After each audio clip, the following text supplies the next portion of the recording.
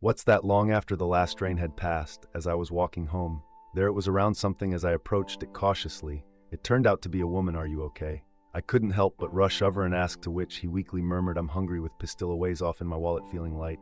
I couldn't leave her behind, so I spent my last $4 on a burger for her. It turned out she had no home to return to, so she was homeless, with nowhere to go. Invited her over to me place a few days after this incident. I was going to work with my boss, Mr. Johnson, fired me no matter what I said. He wouldn't listen, and I went home feeling frustrated. When I got there, a black luxury car was parked in front of my house. Why was it here? Wondering, I approached it, and the homeless woman I had helped came out saying, "You're late," as she emerged, still not quite grasping the situation. I was more or less forced into the car by her, or after this my life would take a 180-degree turn. My name is John Smith, an old guy whose hobbies include binge watching dramas and scrolling through social media. My family situation is pretty messed up. I was born to a father who never really cared for us, not that he was around much anyway, always off working, or who knows what. My mother, despite everything, clung to him, always ready with dinner in case he came back, but our already barely functioning family fell apart when I entered middle school. The father, who might as well have been absent, finally left. It didn't really affect me, since I never felt any bond with him, but it hit my mother hard. Day after day she worked and kept making meals for three. Looking back, maybe that was the only way she knew how to protect herself. But then one day she went to work and never came back. I thought maybe she got caught up in some incident and consulted the police, but got no satisfying answers. Perhaps everything had just reached its breaking point. Without the actionly ing on the cold floor, I ate at the meals meant for over 3 days, feeling neither despair nor particularly anything. As I contemplated my next move, first off, I needed money. You can't live on air alone.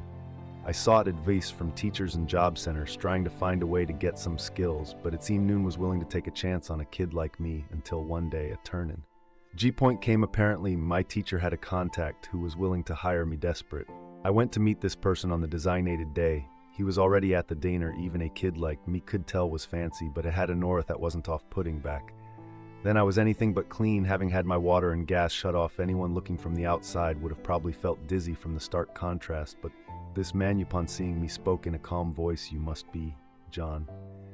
Right, I've heard about you," who greeted me with a kind smile when I would never forget Mr. Thompson. Nen's smile would stay with me, forever. Abandoned by his family and leading a hopeless life, Miss Thompson took me in and gave me a place where I belonged. Thus, as soon as I graduated from middle school, I started working for Mr. Thompson. Of course, note everything went smoothly at first, but I worked hard, grateful for the opportunity he had given me.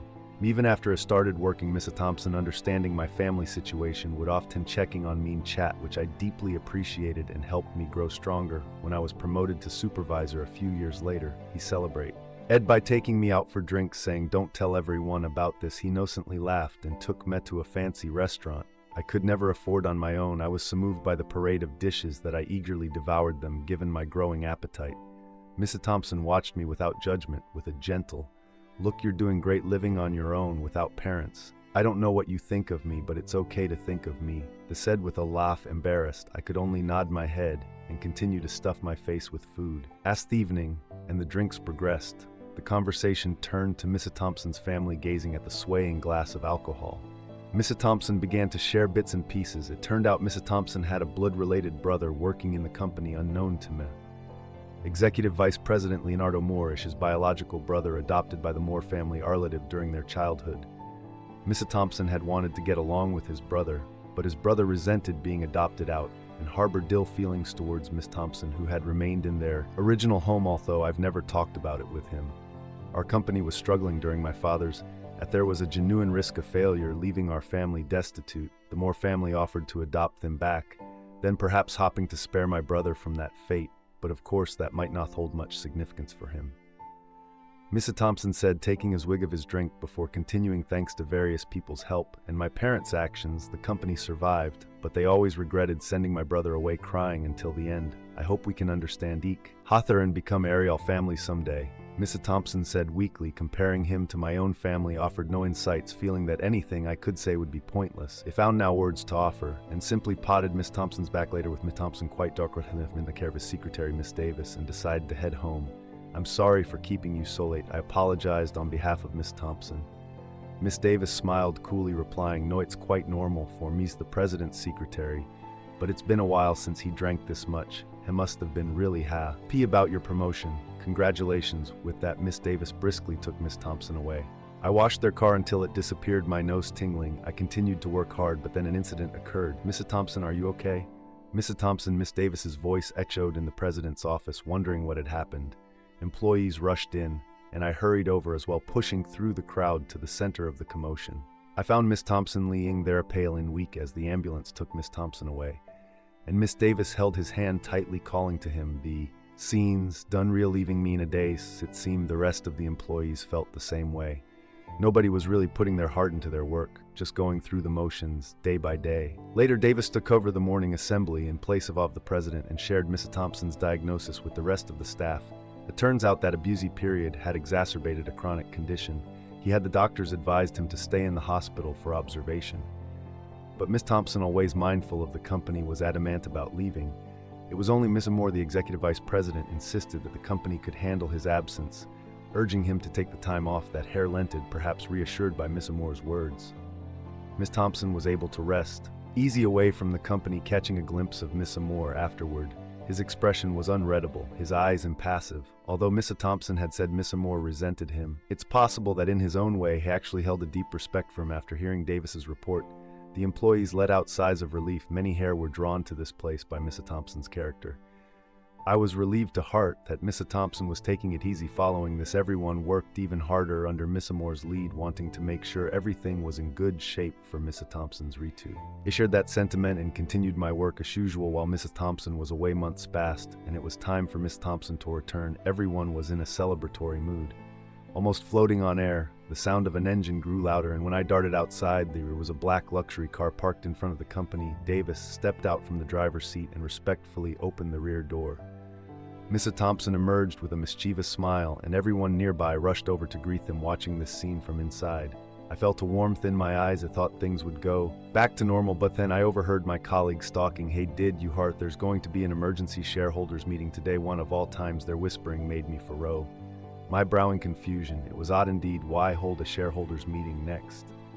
I wondered, but didn't act on it. A decision I would come to deeply regret. The details weren't shared with the employees, but it turned out that the meeting resulted in Miss Thompson's dismissal, citing health concerns and a supposed lack of stable management ability. The narrative was that Mr. Moore would take the top spot due to his achievements in rebuilding the company in Miss Thompson's absence, but that was just the official line. The reality appeared to be that Mr. Moore had orchestrated a campaign to oust Miss Thompson and take over as the company's head. I could only watch insolence as Miss Thompson was stripped of everything, left nearly penniless, and forced out of the company-owned housing. I thought about reaching out to Miss Thompson a few times, but found his phone disconnected, and without knowing his whereabouts, I was helpless. Rumor circulated that Miss Thompson's efforts to protect this family had led to a relapse of his illness, resulting in his passing. Apparently, Mr. Thompson's family was left with nothing, unable to even afford a funeral. As an outsider to these events, it felt like I was on a roller coaster, unable to grasp the reality of what had happened. With Mr. Moore at the helm, the company atmosphere changed dramatically.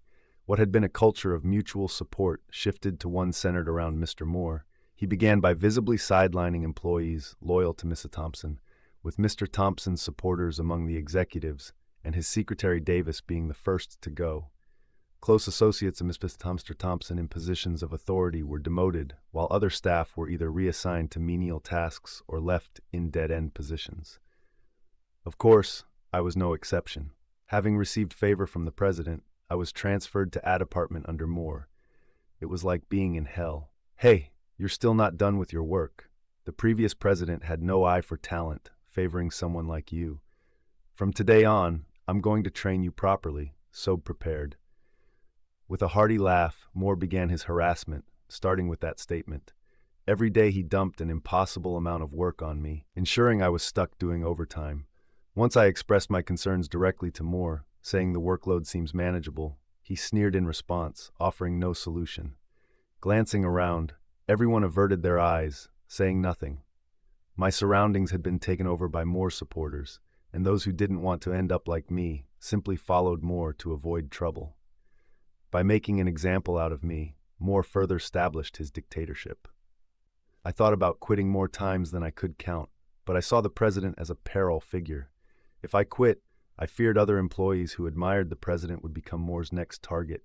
With that thought, I couldn't make up my mind and became a shell of a person just enduring day by day. Then one day, as I was commuting as usual, Moore approached with his vulgar footsteps.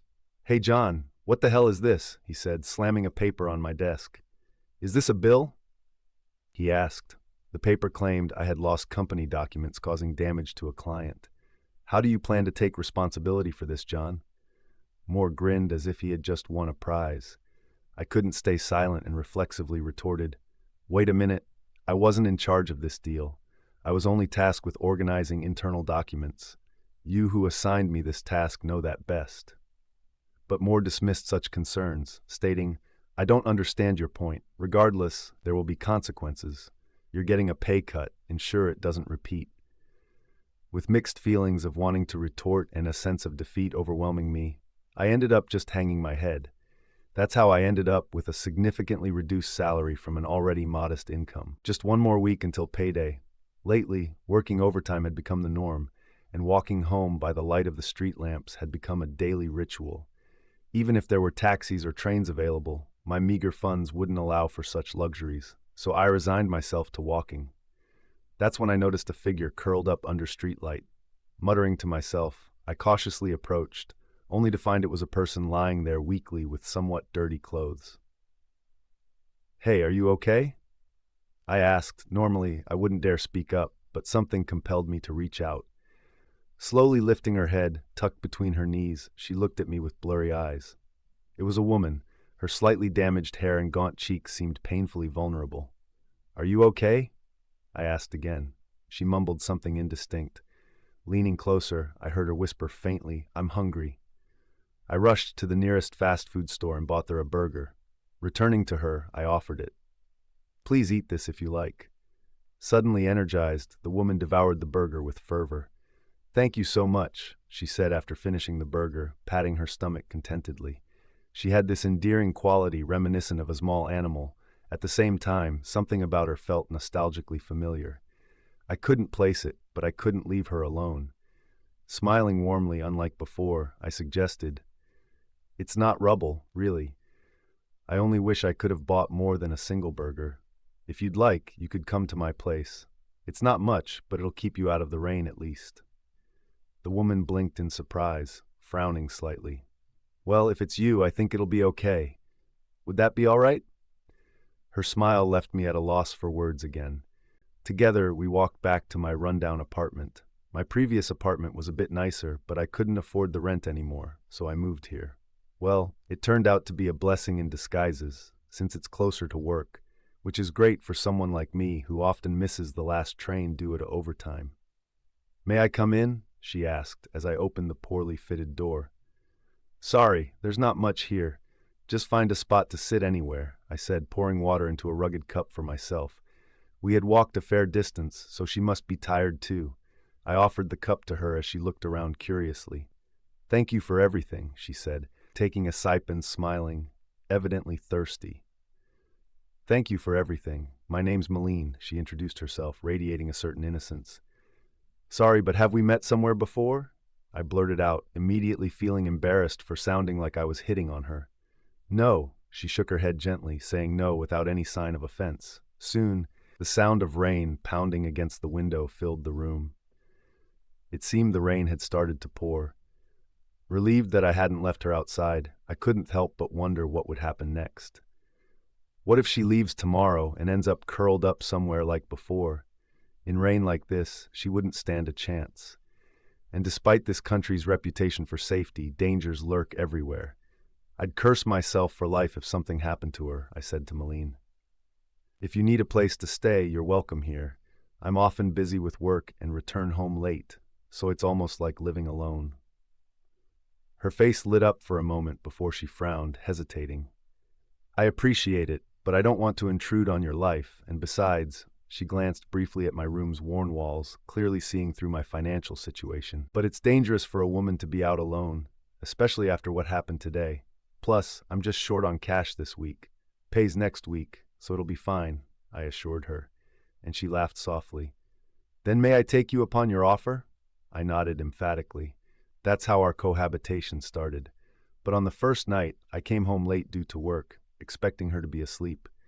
I was surprised to see the light on in my apartment. Rushing inside, I was greeted by the warm smell of food she had cooked, dinner waiting for my return. "Aren't you going to bed?" Despite the clock hand having long passed midnight, she sat there formally. "Sorry, I wanted to eat together." Her shy smile spread warmth in my heart. "Thank you," I said quickly, washing my hands. From then on, we had meals together every day.